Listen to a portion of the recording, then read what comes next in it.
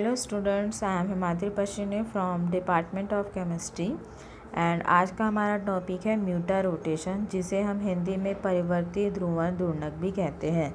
तो सबसे पहले हम ये जानते हैं कि म्यूटा रोटेशन होता क्या है। तो सबसे पहले म्यूटा रोटेशन होता है क्या है। म्यूटा रोटेशन सबसे पहले हम साइंटिस्ट का नाम जानते हैं कि म्यूटा रोटेशन दिया किसने था। म्यूटा रोटेशन दिया था डब्रू फॉन्ट ने। ठीक है,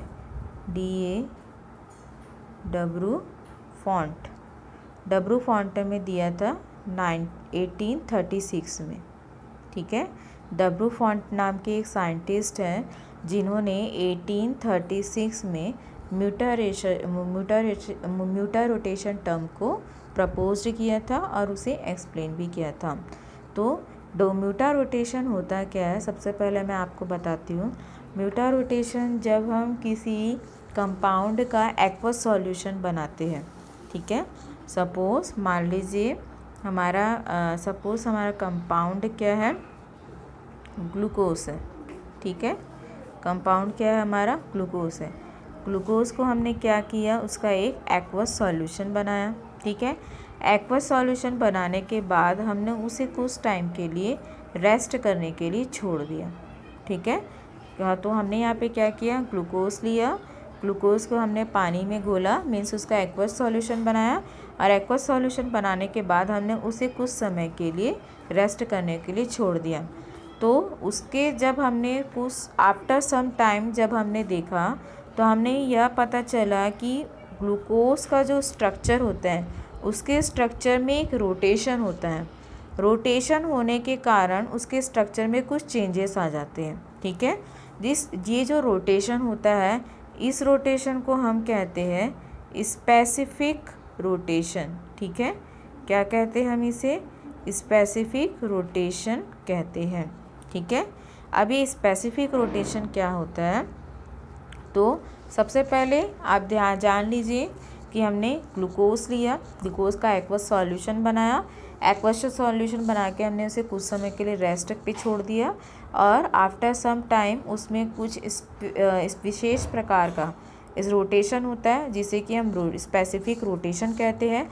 और इस स्पेसिफिक रोटेशन के कारण आप सभी जानते हैं ग्लूकोज जो होता है, जनरली हम अल्फ़ा डी ग्लूकोज और बीटा डी ग्लूकोज के बारे में पढ़ते हैं। ठीक है, तो जब ये स्पेसिफिक रोटेशन होता है तो स्पेसिफिक रोटेशन के कारण जो हमारा अल्फ़ा डी ग्लूकोज होता है वो बीटा डी ग्लूकोज में कन्वर्ट हो जाता है।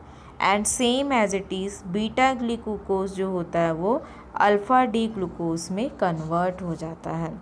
ठीक है, तो सबसे पहले हम पढ़ते हैं, यहाँ पे दिया है हमारा freshly prepare D plus glucose solution, जिसे हम अल्फ़ा डी ग्लूकोज कह रहे हैं, हैज़ स्पेसिफिक रोटेशन 112 डिग्री। ठीक है, यहाँ पे क्या बताया जा रहा है कि जो हमारा ग्लूकोज है, ठीक है, ग्लूकोज किस फॉर्म में है, अल्फ़ा डी ग्लूकोज के फॉर्म में।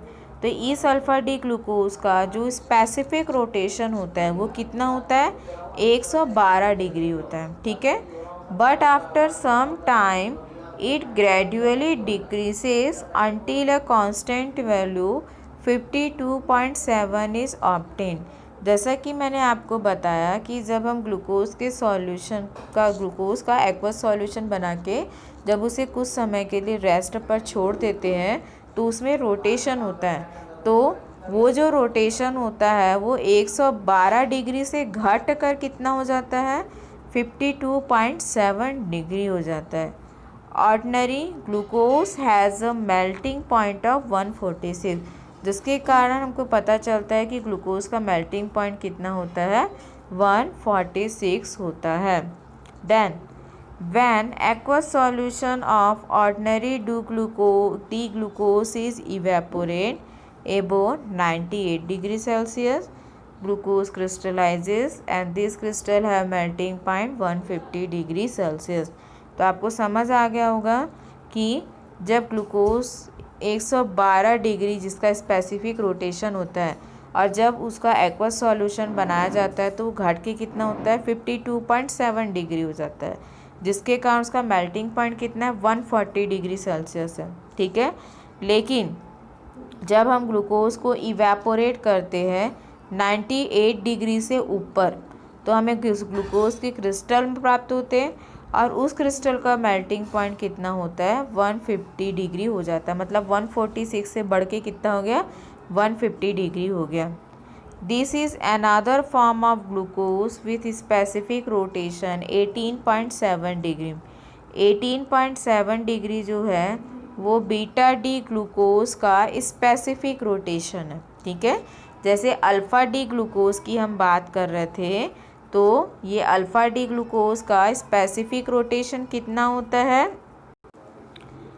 ग्लूकोज का स्पेसिफिक रोटेशन कितना है 112 डिग्री, जो घट के कितना हो गया 52.7 डिग्री हो गया, ठीक है।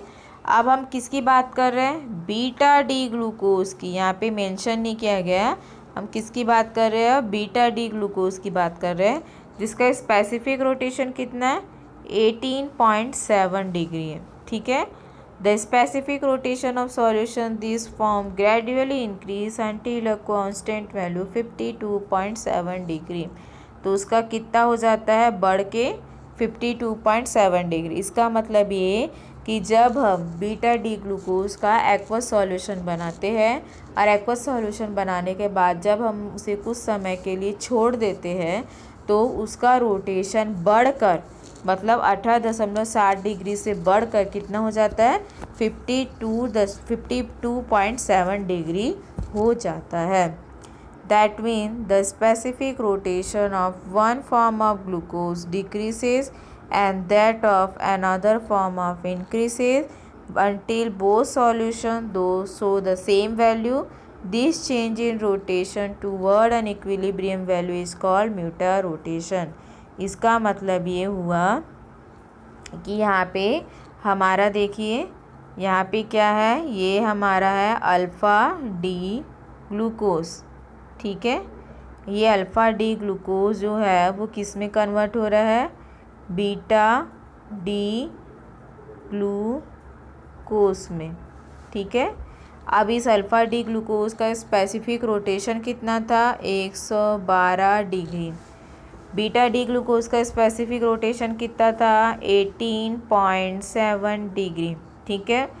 जब अल्फ़ा डी ग्लूकोज का एक्वस सॉल्यूशन बनाया गया तब वो किस में कन्वर्ट हो गया, बीटा डी ग्लूकोज में कन्वर्ट हुआ और उसका रोटेशन 112 डिग्री से घटकर कितना हो गया 52 डिग्री हो गया, ठीक है।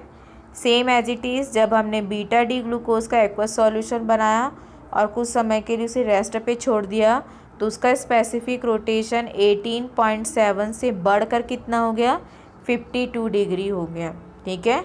अब मैंने यहाँ पे एक टर्म यूज़ किया था, मैंने स्पेसिफिक रोटेशन, ठीक है।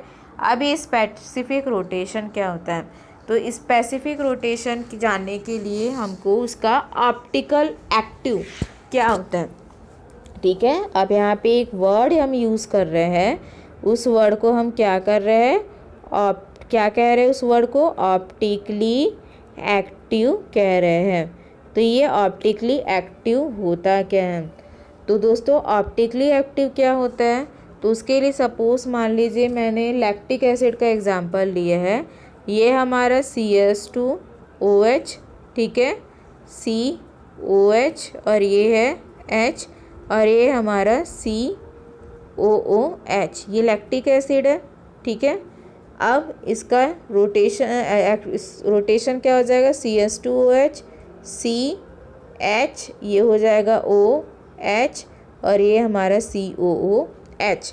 अब यहाँ पे देखिए जब लैक्टिक एसिड का हम एक्वस सॉल्यूशन बनाते हैं, ये लैक्टिक एसिड है, इसका हमने एक्वस सॉल्यूशन बनाया और जब हम इसे लाइट में रखते हैं कुछ समय के लिए, तो लाइट के प्रेजेंस में ये क्या होते हैं, ये क्या थे क्लॉकवाइज थे, इनका रोटेशन कैसा हो रहा था क्लॉकवाइज हो रहा था, ठीक है। लेकिन जब हमने इसे लाइट में कुछ समय के लिए छोड़ दिया तब इनका रोटेशन कैसा हो गया एंटी क्लॉकवाइज हो गया। देखिए यहाँ पे OH किस साइड था, यहाँ पे राइट साइड था, जो कि अब किस साइड हो गया लेफ्ट साइड हो गया, ठीक है।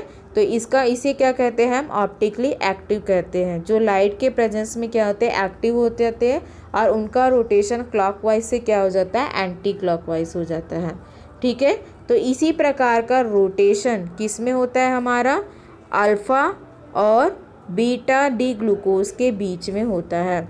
अल्फ़ा का 112 डिग्री था, बीटा का 18.7 डिग्री था, जिसका स्पेसिफिक रोटेशन कितना लिखा, 52 डिग्री लिखा। ठीक है, तो ये जो 52 डिग्री है ये क्या डिनोट करता है, इक्विलिब्रियम। ठीक है, ये क्या डिनोट कर रहा है यहाँ पे, इक्विलिब्रियम को डिनोट कर रहा है। इक्विलिब्रियम मतलब क्या होता है कि ऐसा सॉल्यूशन या एक ऐसा टाइम होता है जहाँ पे अल्फ़ा और बीटा दोनों ही क्या रहते हैं, कांस्टेंट रहते हैं, मतलब इक्विलिब्रियम में प्रेजेंट रहते हैं। और वो इक्विलिब्रियम कौन से डिग्री में पाया जाएगा, 52 डिग्री में पाया जाएगा। तो अब आपको समझ में आ गया होगा कि म्यूटा रोटेशन होता क्या है। ये हमें बताया था डब्रू फॉन्ट ने। ठीक है, साइंटिस्ट का नाम याद रखिएगा, साइंटिस्ट का नाम क्या है, डब्रू फॉन्ट है, जिन्होंने बताया कि हम किसी भी सॉल्यूशन का जब किसी भी कंपाउंड का एक्वस सॉल्यूशन बनाएंगे तो उनमें रोटेशन होता है। वो रोटेशन या तो इंक्रीज़ हो सकता है या डिक्रीज़ हो सकता है, लेकिन इन दोनों के बीच में एक इक्विलिब्रियम स्टेट आती है। ये जो इक्विलिब्रियम स्टेट होती है जहाँ पे दोनों ही स्टेट अल्फ़ा और बीटा एक साथ कांस्टेंट वैल्यू में प्रेजेंट होते हैं। अब यहाँ पे देखिए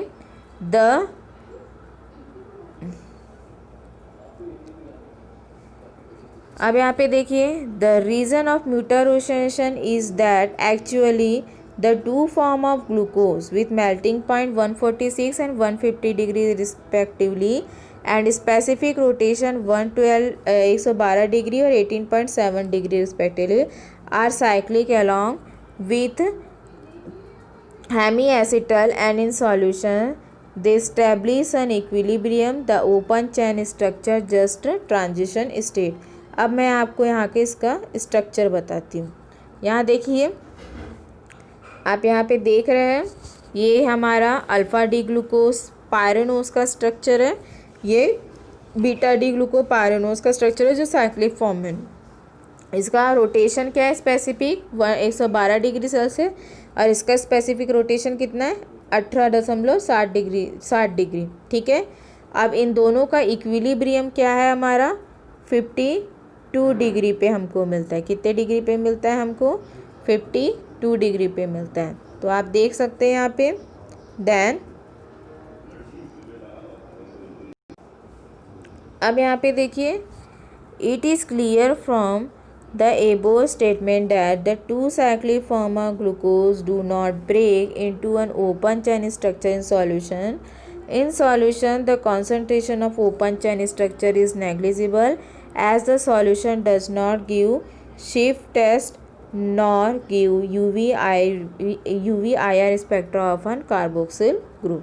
ठीक है, अब यहाँ पे आपको समझ में आ गया होगा कि अल्फ़ा और बीटा ग्लूकोज के दो फॉर्म हैं। जब हम अल्फ़ा और बीटा दोनों का एक्वस सॉल्यूशन बनाते हैं तो दोनों का रोटेशन होता है, जिसके दौरान अल्फ़ा जो होता है वो घट के 52 डिग्री पे हो जाता है और बीटा जो है बढ़ के 52 डिग्री पे आता है, जो कि हमारा ये जो है वो इक्विलिब्रियम स्टेट होता है।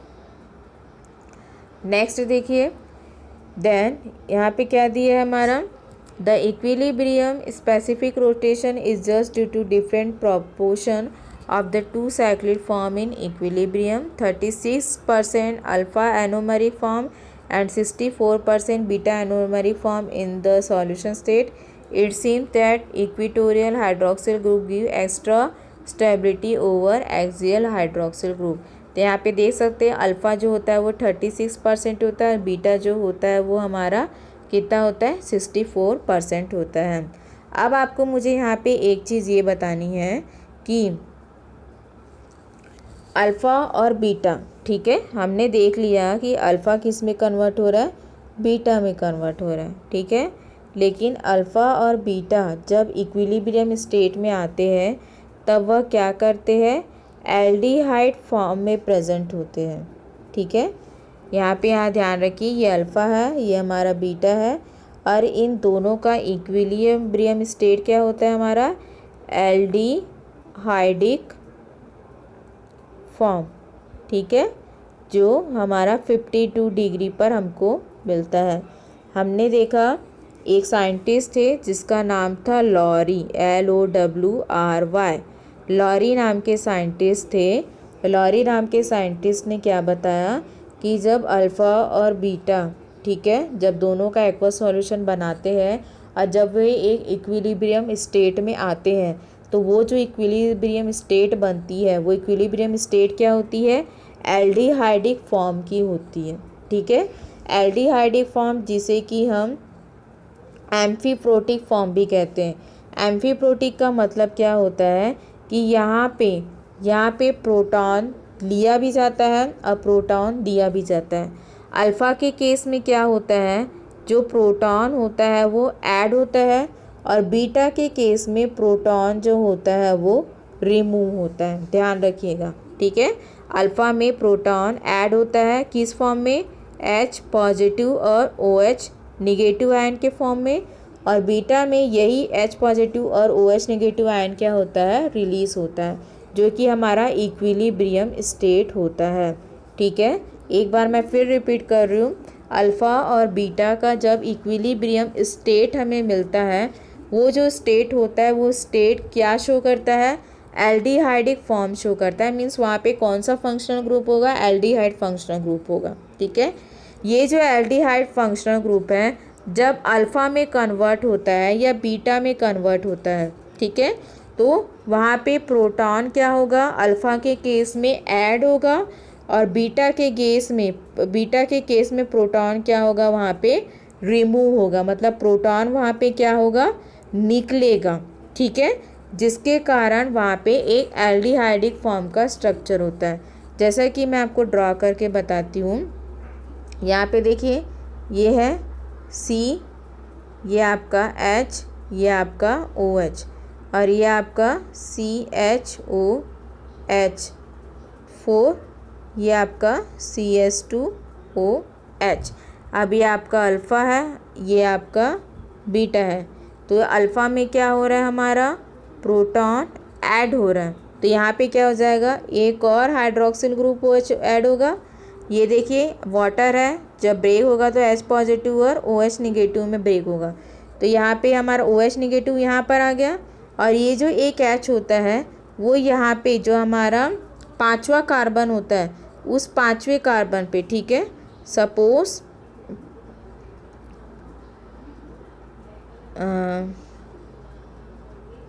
देखिए यहाँ पे ये हमारा CHOH ऐड हुआ था, एक एक्स्ट्रा OH, ये C 4 5 और ये 6, जो कि हमारा CS2OH है। ये अल्फ़ा है और ये हमारा बीटा है। अल्फ़ा के केस में क्या हो रहा है, वो प्रोटॉन ऐड हो रहा है, तो यहाँ पे OH ग्रुप ऐड हो गया और ये जो H पॉजिटिव होता है वो इस से जाके 5वें कार्बन से जाके जुड़ जाता है। ठीक है, और सेम बीटा के केस में क्या होता है, यही OH और यही H जो होता है वो यहाँ पे रिमूव हो जाता है। तो अब आपको समझ में आ गया होगा कि म्यूटा रोटेशन क्या होता है। म्यूटा रोटेशन जब किसी कंपाउंड का एक्वस सॉल्यूशन बनाया जाता है तो उस कंपाउंड के स्ट्रक्चर में एक स्पेसिफिक रोटेशन होता है जिसे कि हम म्यूटा रोटेशन कहते हैं। इस म्यूटा रोटेशन प्रोसेस के दौरान हमें एक इक्विलिब्रियम स्टेट मिलता है। उस इक्विलिब्रियम स्टेट में जो अल्फ़ा फॉर्म होता है जिसमें प्रोटॉन ऐड होता है और जो बीटा फॉर्म होता है जिसमें प्रोटॉन रिमूव होता है। तो ये था आज का हमारा टॉपिक म्यूटा रोटेशन। तो आई होप अब आपको समझ में आ गया होगा कि म्यूटा रोटेशन होता क्या है। इसी तरह अदर कंपाउंड में भी रोटेशंस होते हैं। Thank you.